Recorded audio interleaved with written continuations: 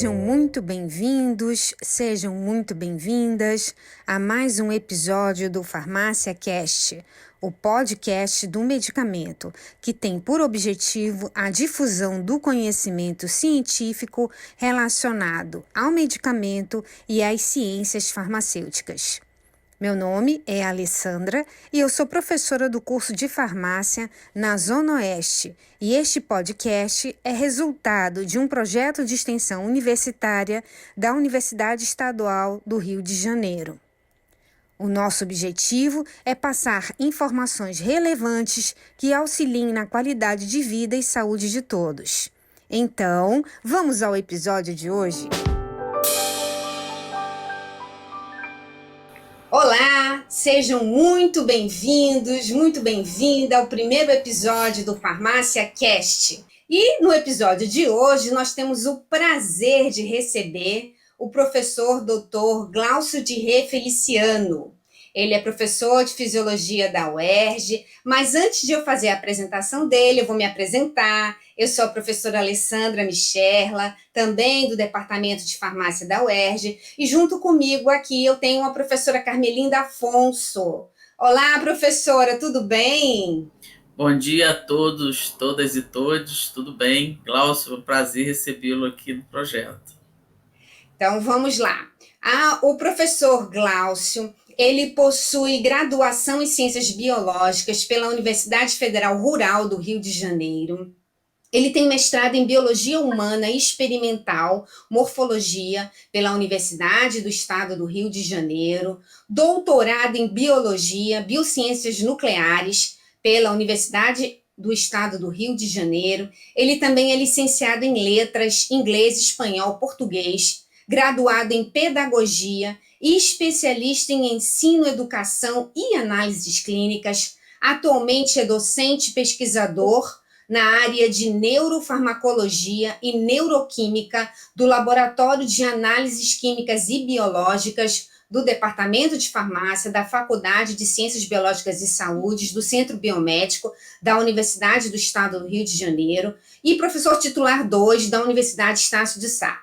Tem experiência nas áreas de bioquímica, biofísica, morfofisiologia e neurociências, atuando principalmente nos seguintes temas: radiomarcação, efeitos biológicos, interação medicamentosa, histologia, fisiologia, patologia, metabologia, toxicologia, educação e meio ambiente, neurociência, e também é membro da American Association for Science and Technology. Professor Glaucio, muito obrigada por aceitar o nosso convite. É muito especial a sua presença aqui no primeiro episódio do Farmácia Cast. A gente tem a honra de recebê-lo. Como é que tá? Tudo bem por aí? Tudo bom, muito obrigada, Alessandra, Carmelinda, pelo convite, né? É sempre um prazer estar compartilhando assuntos na área de ciências, né? No conhecimento científico como um todo, principalmente no âmbito da neurociência. Agradeço a oportunidade de estar aqui com vocês e tenho certeza que o nosso bate-papo será agradabilíssimo. Glaucio, sempre é um prazer trocar ideia com você, a gente conversar sobre esses assuntos que nos motivam, né? Recentemente, você publicou um livro especialíssimo, Neuroanatomofisiologia Fundamental, pela editora Freitas Bastos, que está na primeira edição, agora no dia 4 de abril de 2023. Ele tem na contracapa um parágrafo que eu vou reler aqui para os colegas que estão nos ouvindo. Este livro é um convite audacioso, reflexivo e científico que lhe ofereço, desejando que você protagonize ao longo da sua leitura muitas descobertas, as quais permitam que o seu estudo se torne mais proveitoso, criterioso, consciente, possibilitando compartilhar os saberes com aqueles que você possa interagir ao longo da sua jornada acadêmica e profissional, ampliando de modo muito positivo as suas relações, como redes neuroniais relacionadas a mais de 86 bilhões de neurônios. É poético isso, hein, Glaucio? Parabéns. O livro tem uma leitura fácil, gostosa, realmente muito estimulante. Então, eu queria que você falasse um pouquinho para a gente o que foi que te motivou a escrever esse livro. Bom, Alessandra, obrigado aí mais uma vez, né, por essa observação quanto a esse texto que eu elaborei de modo muito orgânico mesmo, né? Foi uma elaboração orgânica pautada nas experiências em sala de aula. São mais de 23 anos aí de magistério, né? Lidando com diferentes turmas, com diferentes mentalidades, né, com diferentes gerações. Hoje eu até escuto, fulano mandou um beijo para você, meu pai teve aula contigo, então, quer dizer, eu já estou nessa fase, né, do filho do filho do filho, daqui a pouco, né, enfim. E o quanto esses feedbacks são positivos, né. Então, isso é motivação, né, é dopaminérgico, né, vai estimulando a gente a acreditar e a se motivar no sentido de melhorar o que a gente já faz. Dar aula, para mim, sempre foi algo essencial, né? Faz parte da minha compreensão como indivíduo, não apenas profissional, mas como, enfim, indivíduo que labuta, né? Que precisa realmente, nós precisamos trabalhar para dar sentido às nossas vidas. Então, nesse sentido, né, do que é o trabalho, a representação maior para mim é educação. Então, é na educação que eu consigo não apenas perceber esse sentido, mas também me redimensionar nesse sentido, né? Me redimensionar até para eu poder me ressignificar. E é nesse processo que eu me percebo melhorando, quando eu olho lá para trás, né? Não que eu veja que eu era pior, mas eu percebo essa construção, e essa construção acompanhada de todo um contexto, né? De toda uma representação, a partir, inclusive, da qual esses feedbacks vão fazendo parte. E no que diz respeito ao assunto em si, da neurociência, principalmente de neuroanatomofisiologia, há uma grande, né, e ainda há, né, mas havia, de modo mais até expressivo, uma grande neurofobia, como você vê com a bioquímica, né, com a biofísica, disciplinas assim do ciclo básico da saúde, né, anatomia. Então, na área de neuroanatomofisiologia, os alunos já chegavam com aquela pré-sensibilizados, né, ai meu Deus, essa disciplina é isso. E quando saíam da disciplina, nossa, foi tão leve, você fez ficar tão agradável, né? Enfim, então foi nesse momento que eu até era algo que eu fazia a princípio sem perceber, né? A condição, era mais até, digamos, visceral. Então eu falei, opa, peraí, eles estão me falando que está ficando bom, né? E a cada semestre eu nessa escuta pedagógica, né? Que é a escuta pedagógica, eu ia percebendo que os feedbacks iam aumentando, né? E a necessidade deles passarem, olha, ficou ótimo, foi... E não é simplesmente um feedback de ficou bom, ficou ótimo, eu percebi aquela necessidade de passar, né? Olha, professor, continua, que está valendo a pena, né? Porque tem essa retribuição, né? A sala de aula é muito solícita, receptiva, dinâmica. Agora, nós temos que ter essa sensibilidade, né? De entender como é que essa sala de aula está conversando com a gente. Essa sala de aula é viva, é dinâmica, né? O próprio Vygotsky, o Piaget colocam isso, né? Essa dimensão, esse movimento, que eu costumo falar, às vezes eu fecho a porta da sala de aula, da física, né? Aquela sala de aula da alvenaria, mas ela vem comigo, às vezes eu estou deitada e eu estou ainda dentro daquela sala de aula, eu vou me desconectar, apagar a luz, fechar as portas, no momento que eu vou deitar. E aí isso tudo, né, todas essas questões, eu fui equacionando e fui vendo, olha, não é só hard skill, você não tem apenas, né, claro que é importante você ter todo um conhecimento técnico do que você vai falar, do que você vai dinamizar, mas as habilidades socioemocionais, socioafetivas fazem toda a diferença.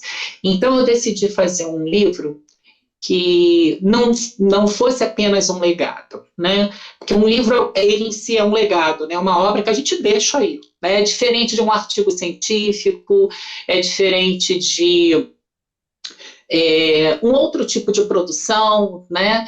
Que acabam tendo por si só, né, claro, por serem diferentes, representações próprias, né? O livro tem como representação própria essa condição de um legado. Então, o que eu posso estar deixando, não apenas como um legado, mas como uma ferramenta que seja, de fato, contributiva para que esses alunos possam continuar a serem motivados a lerem o assunto, mesmo após, principalmente, terem cursado a disciplina, que é o que muitos fizeram, né? Enfim, então eu decidi fazer esse livro em cima pautando-me nesse feedback e nessa necessidade maior que, de certa forma, já vinha, só que esses feedbacks, nessas falas, foram reforçando que internamente eu já processava. E o surpreendente foi justamente o que, no dia do lançamento, eu me deparei, né? Encheu muito. Eu pensei que fossem pouquíssimas pessoas, até mesmo por ser uma área muito específica, né? É uma área neuroanatomofisiologia, né? Mas quem está cursando ou trabalha de modo muito específico, até num aspecto né? justamente mais teórico. E quando eu vi na travessa, que tem toda uma simbologia para mim também, aquela livraria que eu gosto demais, mas, enfim, a fila, né, se renovando várias vezes, né, indo até o final da livraria, e os alunos, olha, eu fui seu aluno em 2002, em 2001, em 2003, e aquilo foi me emocionando, né, de uma forma, vou ler o seu livro, eu falei, olha aí o objetivo, né, legal. Aí me pediram até a época, né, do lançamento para fazer uma fala sobre o livro. Eu percebi que o próprio salão destinado estava bem cheio, né, e pessoas assim que eu conheci, a fisionomia não era estranha, mas realmente eram pessoas de longas datas, né? Entendi. E que vieram ali, que estavam ali. Então, quer dizer, o quanto eu passei também, o quanto eu atravessei essas pessoas, o quanto eu pude deixar minha marquinha positiva na vida dessas pessoas e, de certa forma, elas estavam ali, né? Me trazendo retorno. Esses corpos não estavam... Né? Tinha toda uma carga, uma simbologia, uma representação, uma informação nesses corpos, nessas pessoas, né? Nesses indivíduos, que eu auxiliei, de certa forma, mesmo que pouco que seja, mínimo que seja, a ser aquela, digamos assim, a gotinha de dopamina, né?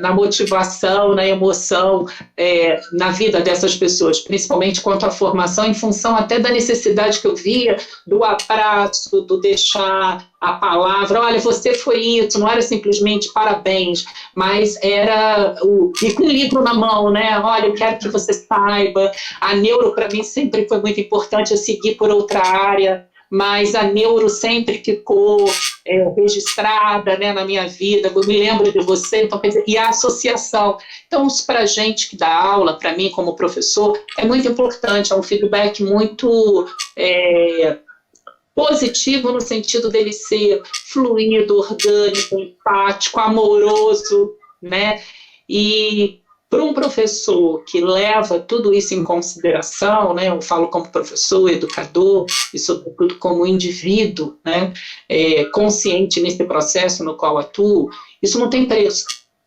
Não tem preço, que são as memórias que a gente vai construindo. Daqui a algum tempo, eu espero ficar velhinho e ter esse refrigério lá no meu hipocampo, né, de resgatar essas boas memórias e de me fortalecer nas minhas lembranças, de tudo de bom que eu pude construir, principalmente nesse âmbito que eu adoro atuar, que eu gosto de, assim, eu falo, eu fiz biologia porque eu amo o estudo da vida. E para mim, na verdade, pedagogicamente, né, didaticamente, a gente tem essas divisões, zoologia, botânica, mas para mim está tudo integrado, né? Querendo ou não, a gente está sempre bebendo nas águas, né? À medida que a gente vai redimensionando o que a gente estuda, a gente vai vendo a condição não apenas multidisciplinar do que a gente acaba, às vezes, se deparando, mas principalmente transdisciplinar, porque as essências dos conhecimentos, elas convergem, elas se encontram para que os sentidos maiores sejam elaborados, né? Porém, em meio a tudo isso, ainda tônica para mim, né, principalmente do ponto de vista da motivação, são os tópicos que passam pela neurociência. Então, Glaucio, o seu livro não é um livro técnico que fala só da fisiologia do neurônio, né? Não é um livro técnico que fala da estrutura somente e da funcionalidade do neurônio. Ele vai muito além, falando também desse aspecto, porque você é um educador, você não é só um professor, e você tem formação na área. O que você poderia adiantar aí para o futuro leitor sobre esse aspecto aí da didática e da importância da aplicação da neurociência, do modo como você apresenta no livro? Sim. Olha, Alessandra, você foi a primeira pessoa que me fez uma pergunta que eu mesmo tinha muita dificuldade de responder. Porque eu vivia num dilema, né? A gente vive num país... Essa pergunta ela é complexa, né? Que a educação é pouquíssimo valorizada, né? Há ainda uma carência, uma falta de se tratar a educação, de se considerar a educação, né? Sim. E nós mesmos, querendo ou não, a gente, quando fala assim, eu vou fazer biologia, né? Eu fui fazer biologia, eu me apaixonei quando eu fiz biologia, como eu disse,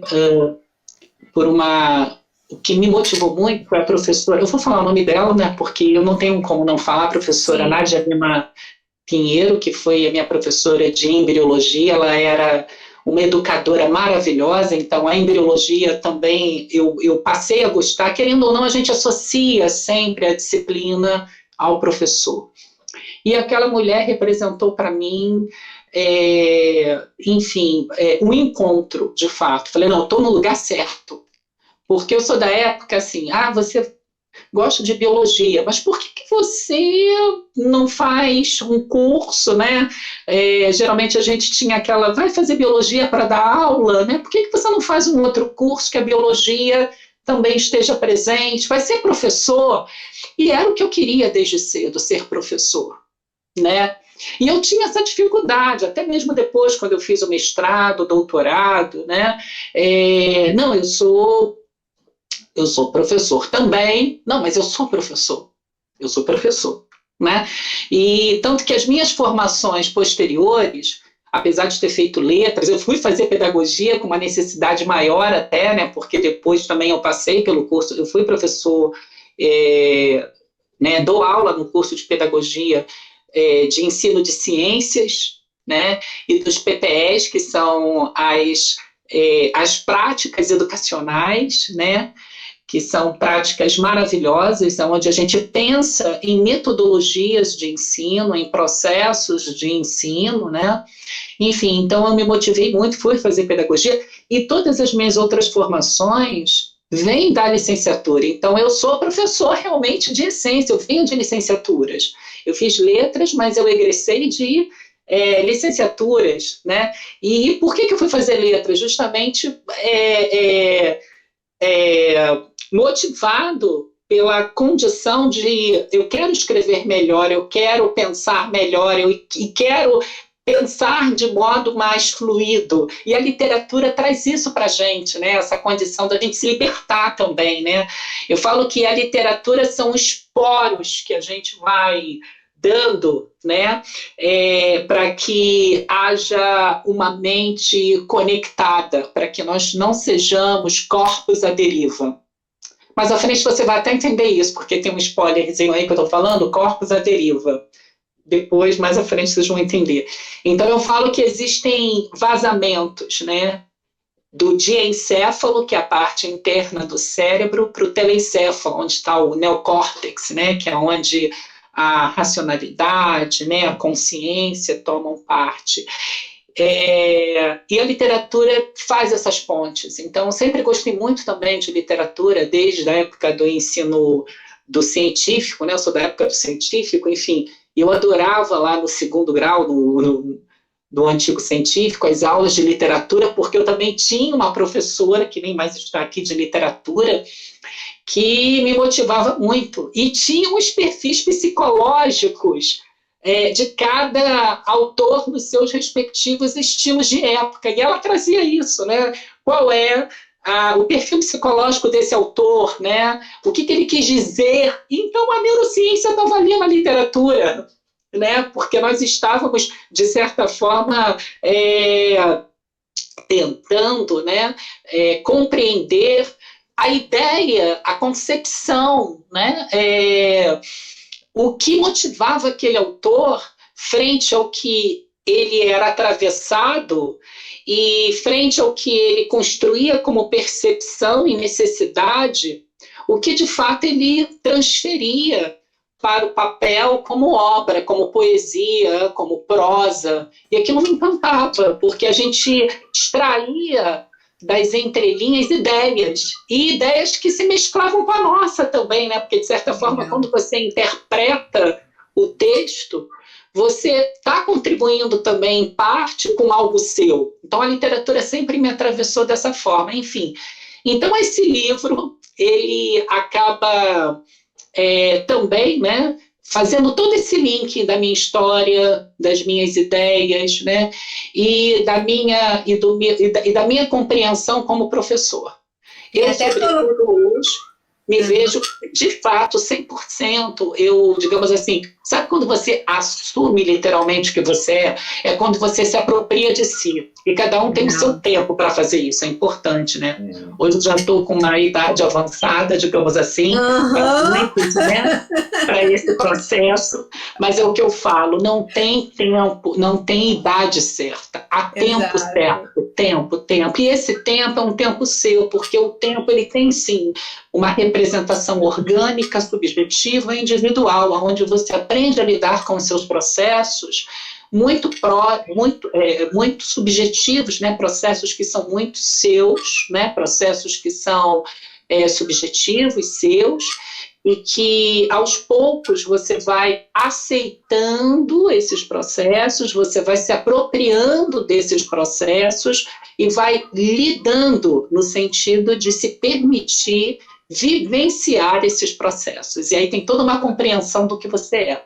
Então, ou seja, isso é a aplicação prática da neurociência, né, Glaucio? Isso é a vivência real da neurociência. Sim. Porque se não tiver aplicação, não tem significado né, efetivo. Para quê? Então, simplesmente eu vou continuar naquela representação do que é a hard skill. Se você não traz o conhecimento para a sua aplicação e principalmente para possibilitar com que seja fomentado em si o seu cogito, ou seja, eu penso, logo existo, como é que você vai, né, à medida que você vai cercear a sua capacidade de se autoconhecer, como é que você vai tentar conhecer, lidar com o outro, com o meio? Né? Não tem como. É verdade. Vou chamar a professora Carmelinda para entrar aqui na nossa conversa. Professora Carmelinda, você tem algum questionamento para fazer, professor Glaucio? Então, essa vivência que o professor Glaucio traz, ela é extremamente rica porque ela quebra a rigidez acadêmica, né, em que você tem a figura do professor que está lá em cima no pedestal e o aluno não iluminado, né, que aluno é isso, é um não iluminado. E então estabelecer essa meta, essa rota dialógica, ela não só enriquece tanto para quem está dando a aula, ministrando a aula, como para quem está recebendo. Então, quando você coloca aí, professor, que só desliga a sala de aula quando apaga a luz do seu quarto, eu viajei na sua fala, porque muitas vezes eu acordo outro dia dentro da sala de aula, como hoje de manhã, né? Hoje eu estou desde as 5 horas da manhã aqui revendo planejamento, projeto, e acabei falei, Carmelinda, se controla, não fale com as suas alunas. Eu não aguentei, tive que falar, porque a gente revê fotos, a gente revê momentos, né? E naturalmente aquilo ali não é só o estar colocando um conteúdo para os alunos ou para os discentes, mas é estar vivenciando, né? Então essa sua colocação, essa sua fala é extremamente prodigiosa, e é bom poder ter professores, educadores como você a serviço da população, seja no público, seja no privado. Parabéns, professor Glaucio. Obrigado, porque de fato, né, a gente está nessa vivência, o educar é a vivência, é a sua vivência com a vivência do outro, são vivências, né? Educar é viver nesse gerúndio, né? O vivenciando, né? É um gerúndio, né, gente? É a questão prática mesmo, né? Glaucio, eu vi aqui que você é professor do curso de farmácia, do curso de psicologia, do curso de medicina, né? Eu sei que você dá aula para vários cursos, não só na universidade pública, mas numa universidade particular também. Então, eu imagino que você tem uma variação muito grande aí de audiência de público. Como é que é para você especificamente, já que a gente está aqui no Farmácia Cast, né? A gente está direcionando aqui para o aluno do curso de farmácia, para a área de farmácia, para a área do medicamento.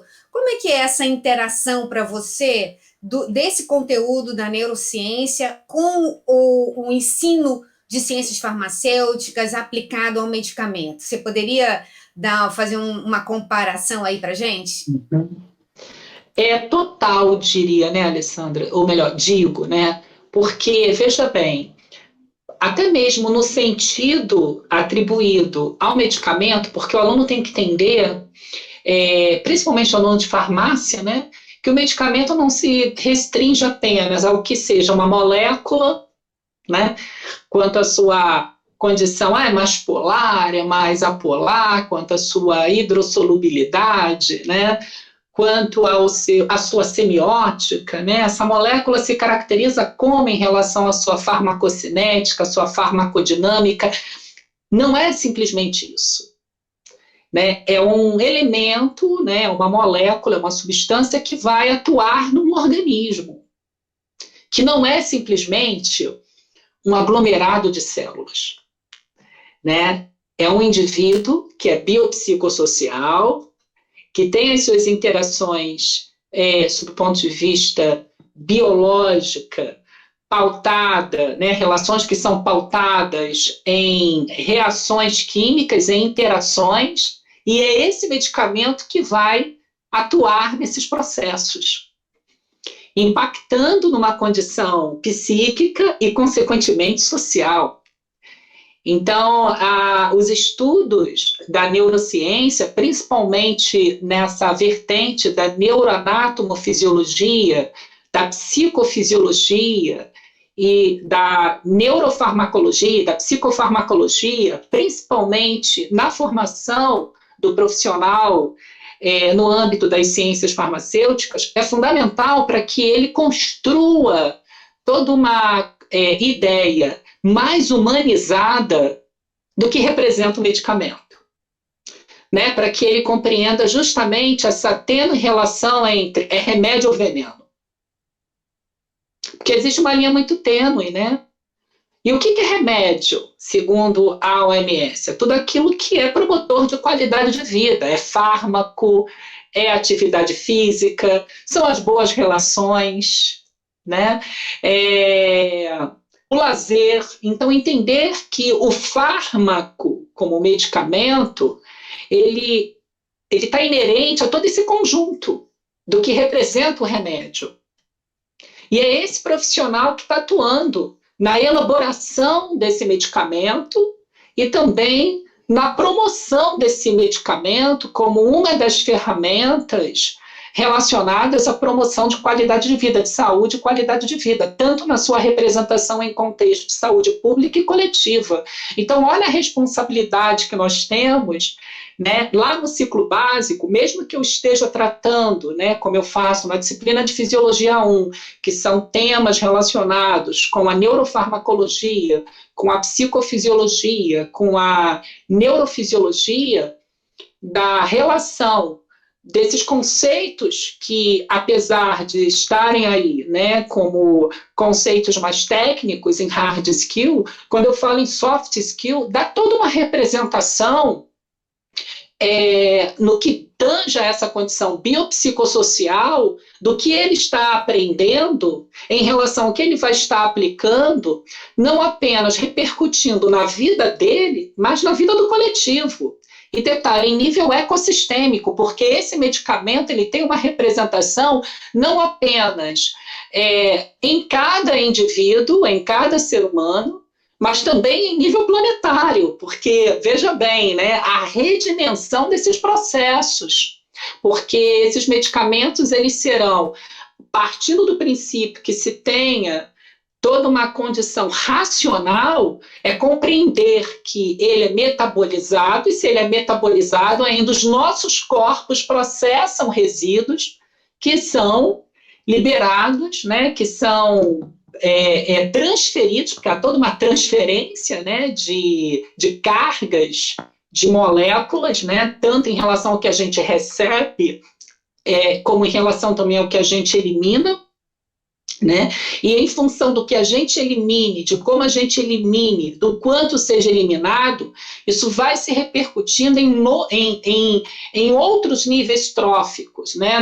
numa relação em cascata, né? Então tem toda uma representação ecológica do que é o medicamento, tanto em âmbito do medicamento como ferramenta para tratamento, como também das suas consequências em nível ambiental.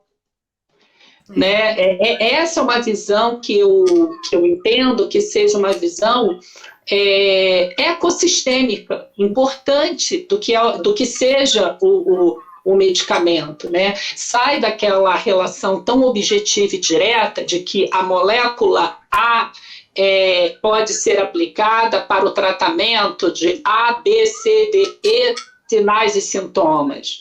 Né, vai além dessa relação de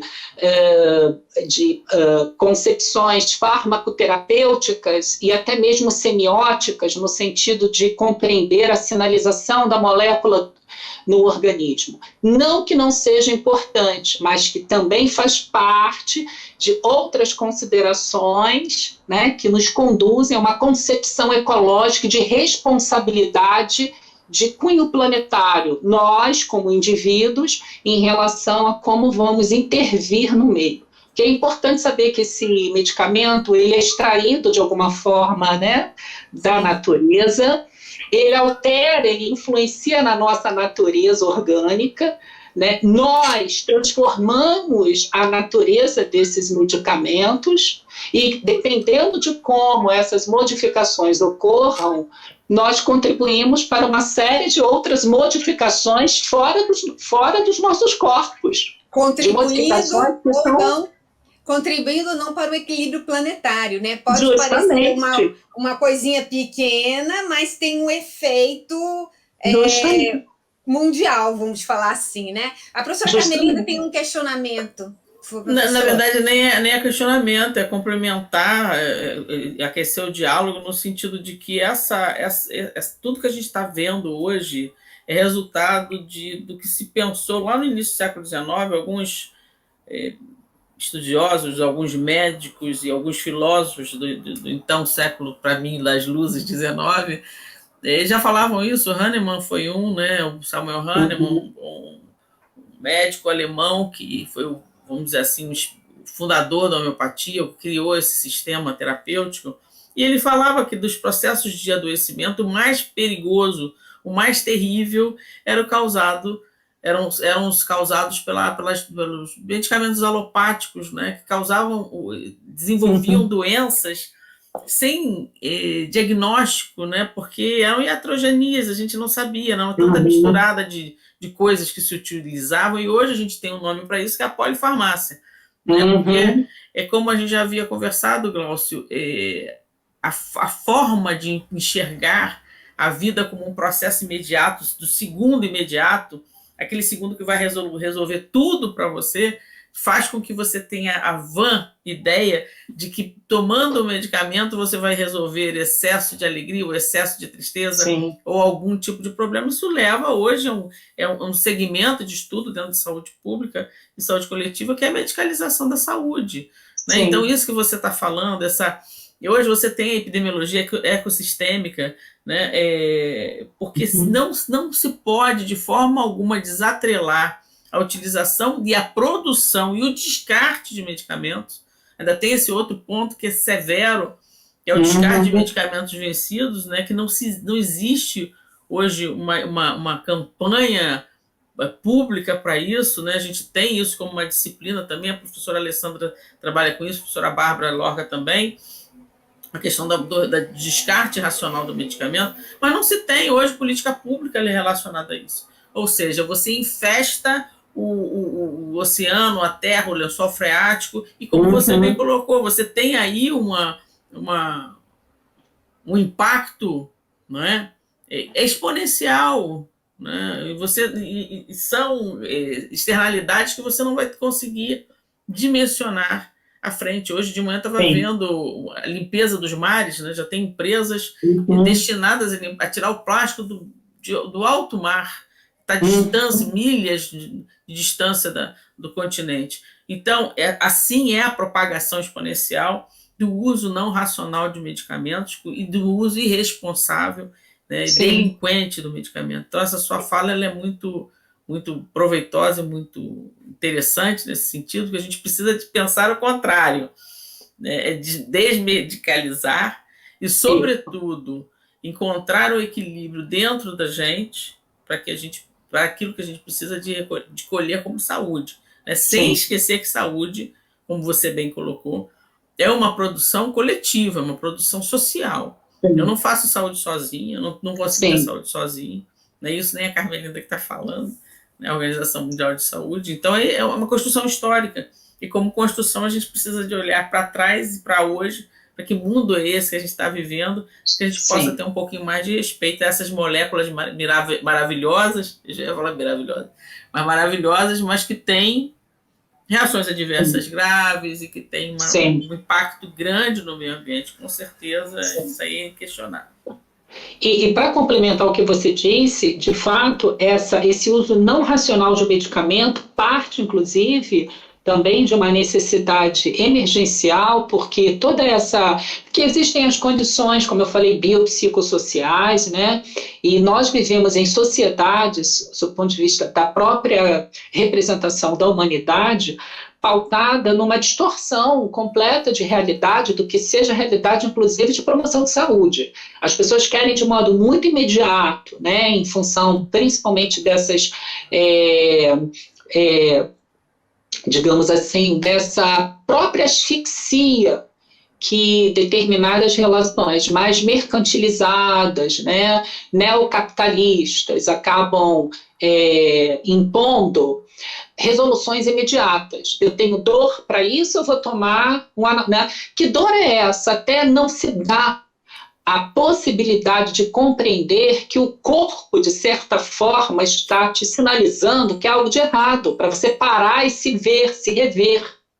Né? Hoje nós temos aí, se eu não me engano, o Brasil está entre o 4º ou o 5º país do mundo que mais consome analgésico. E que tanta dor é essa? Que dor é essa? Que dores são essas? Dor da alma, né? Né? E relações abusivas em todos os sentidos. Para você ver, é muito complexo, né? São relações abusivas que descompreendem, inclusive, o indivíduo como orgânico, que o descompreende como ser humano e que o compreende como um robô, né? Não é apertar uma porca, não é colocar um óleo numa articulação, né? É algo que vai além de tratar o indivíduo de uma forma tão fabril. Ele não é uma máquina de chão de fábrica.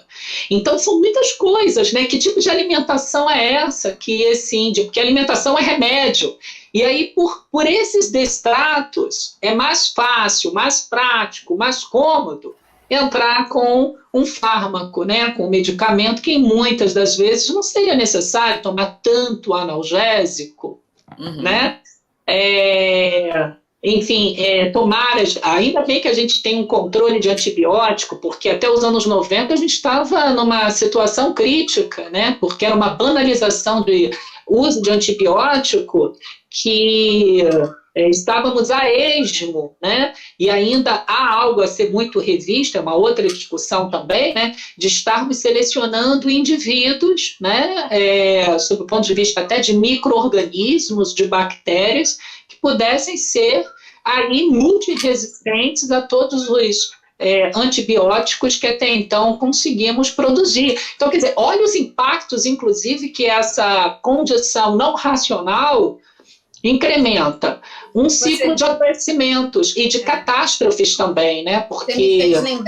Você me fez lembrar, Glaucio, dos anabolizantes. Essa semana a gente teve aí nas mídias sociais a morte prematura, né? De atletas, porque que nem sei se é atleta mesmo, né? Mas aquelas pessoas que fazem o culto a uma estética exatamente de músculos exagerados, né? Isso influencia a cabeça das pessoas. Quantas pessoas sofrem porque não estão adaptadas, né? Justamente a distorção de imagem, né? Então, para você ver que nós estamos aí, mais do que nunca, é o que eu falo, a promoção de saúde mental, ela é urgente. A pandemia, ela fez com que o que estava sendo sedimentado, de certa forma desapercebido, viesse de fato à tona para que pudéssemos tratar, só que o problema é que o que eu vejo, é uma condição minha, as pessoas estão tão destratadas que elas não conseguem perceber o problema que está aí, né, emergente, que veio, né, para a superfície, mas a dificuldade de se observar essas questões e a dimensão de necessidade de tratamento que se atingiu ficou tão crítica, né? Tá tão crítica que a gente tem dificuldade não apenas de lidar com o tratamento dessas condições, mas sobretudo de percebê-las como condições emergenciais a serem tratadas. E olha que paradoxo, né? Que situação para muitos, né? Que situação crítica ou antagônica, enfim, né? Porque você tem um problema que é urgente. Você tem um problema que está em evidência, mas ao mesmo tempo ele não consegue ser percebido como tal, né? E não consegue ser tratado como tal. São dilemas da humanidade, mas a gente tem que realmente parar, né? Chamar a atenção, e mesmo que difícil seja solucionar, iniciar todo um processo a partir do qual possamos nos conscientizar e nos permitir a lidar com esses problemas, aceitar o problema para poder lidar com ele de modo a resolucioná-lo. Isso é ser consciente, né, quanto a lidar com esses dilemas, com esses problemas, que inclusive fazem parte também da nossa existência, né? Os problemas dão sentido também às nossas vidas. É um outro problema não querer ter problema. Né? E assim vai. Ô, Glaucio, e o seu livro traz essa reflexão muito boa para que a gente possa realmente fazer alguns questionamentos e até melhorar a nossa qualidade de vida enquanto indivíduos. Sistema límbico, né? Lá no sistema límbico eu falo um pouquinho sobre isso. Muito bom. O Glaucio, a gente está chegando no final do programa. Mas tão rápido, né? Passa muito rápido.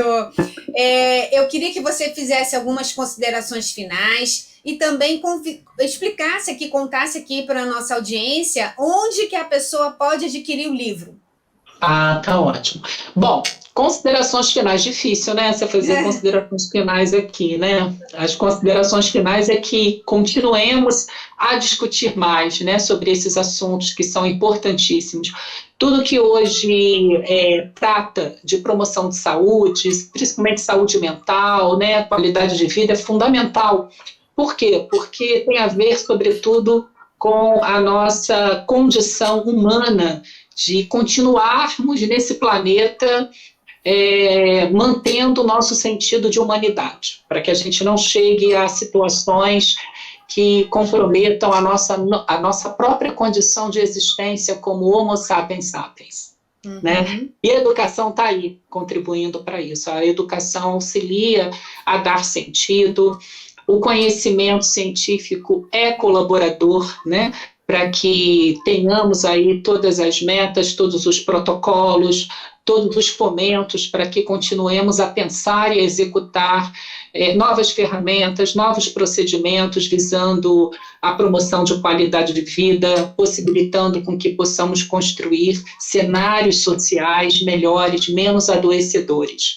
É o que eu digo, onde falta educação, onde falta saúde, falta tudo, porque são os pilares de construção, de fomentos de melhoras para as sociedades, né? Você vê, onde tem guerra, onde tem desigualdade social, onde tem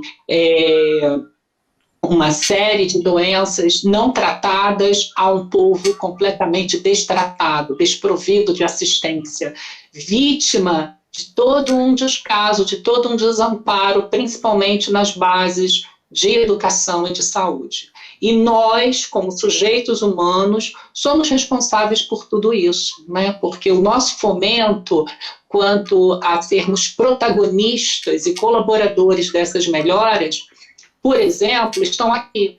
Né? Nós estamos discutindo, nós estamos promovendo, nós estamos sendo divulgadores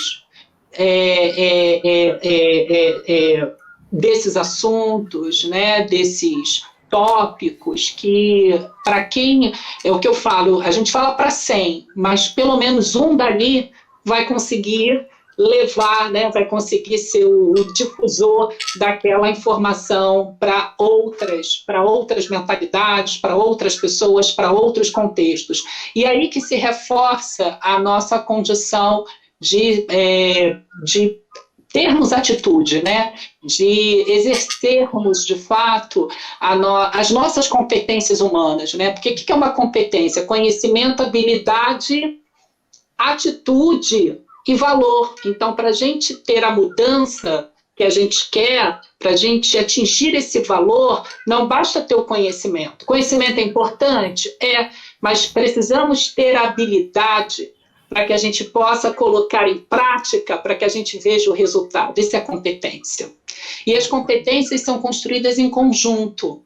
E são construídas em conjunto de modo mais reforçado, tônico, quando se tem também a devida consciência, a devida empatia, a devida solidariedade, né, como a gente está tendo aqui, de discutir, de se importar com quem vai receber a informação, né? Por mais que fisicamente a gente não esteja construindo algo, nós estamos também fomentando a construção à medida que a gente discute, à medida que a gente traz o assunto para ser refletido, para ser compreendido, para que de modo colaborativo a construção dentro desse processo atitudinal seja o que a gente espera como concretude de muitas outras concretudes. E assim a gente vai se retroalimentando de modo muito positivo como humanidade. Bom, em relação ao livro, né, quem quiser adquirir o meu livro, principalmente pelas plataformas, a Amazon é uma das principais que as pessoas têm me dado aí o feedback, né? Neuroanatomofisiologia, da editora Freitas Bastos, é uma leitura básica, né? Para quem está estudando neurociência, ou para quem tem interesse, né? Mas com esse pitaco aí de ir além do que seja o conceito, né? Deixando aquele gostinho de que terminei o livro, quero mais. E aí você vai estar procurando, né? Você vai ser estimulado a procurar por mais outras informações, porque o intuito é que esse livro seja aí uma parte desse fio condutor na busca do conhecimento. Ô Gláucio, parabéns, é sensacional a sua participação aqui, muito nos honra você estar aqui, que é um momento histórico para o Farmácia Cast, que é o primeiro episódio dessa temporada. Eu vou tomar a liberdade de te convidar já para a segunda temporada. A gente vai escolher um assunto bem bacana, porque conteúdo não lhe falta. Né, professora Carmelinda? Vamos fazer os nossos agradecimentos finais aqui? Então, Glaucio, eu queria te agradecer em nome da humanidade, porque você está trazendo para a gente essa oportunidade de interlocutar sobre um tema tão importante como esse. Parabéns pelo livro, sigamos juntos, né? Que venham outros livros, né? Que venham outros livros também. Com certeza. Sim. E o episódio de hoje termina aqui. Acompanhe nosso programa nas plataformas virtuais, assine o nosso canal pelo YouTube, nos acompanhe também pelo Instagram. Agradecemos a participação e contribuição de todos, saudações farmacêuticas e até o nosso próximo encontro.